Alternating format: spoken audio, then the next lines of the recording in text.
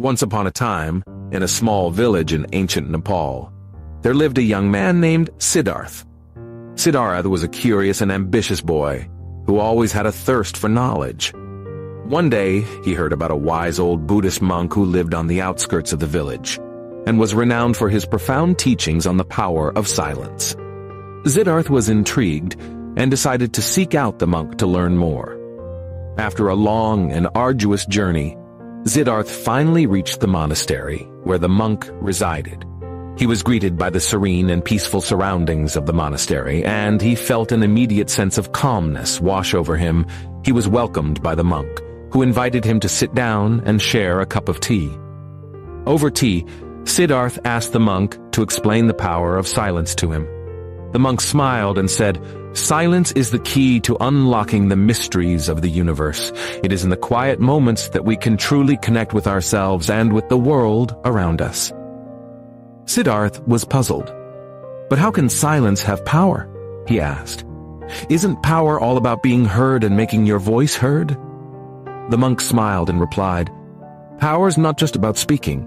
True power comes from within, from the peace and stillness of our own minds. When we are at peace with ourselves, we can achieve anything we set our minds to." The monk then shared a story with Siddharth. He said, "Long ago there was a great king who ruled over a vast empire. He was feared by all his subjects, for he was known to be a ruthless and cruel ruler. One day a wise sage came to the king and said, 'Your Majesty, there is great power in silence. If you can learn to harness this power, you will be able to rule with wisdom and compassion.' The king was skeptical, but he was also intrigued. He asked the sage to explain further. The sage said, 'Your Majesty, when you are silent, you can listen to the voices of your people. You can hear their grievances, their hopes, and their fears. You can then use your power to address their concerns and make their lives better.'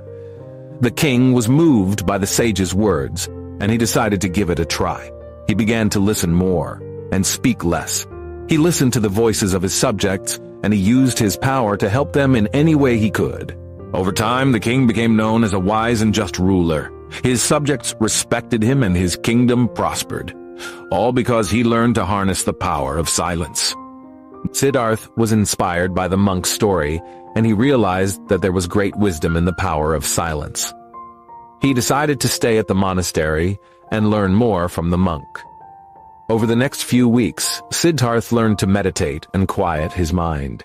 He learned to listen to the sounds of nature and to his own inner voice. He felt a sense of peace and clarity that he had never experienced before. One day, as he was sitting in meditation, Siddharth had a realization. He understood that the power of silence was not just about being quiet, but about listening deeply to the world around him. He realized that when he was silent, he could hear the voices of the universe speaking to him. He felt a sense of oneness with everything around him. From that day on, Siddharth lived his life with a newfound sense of purpose and clarity. He knew that the power of silence would guide him in all his endeavors and that he could achieve anything he set his mind to.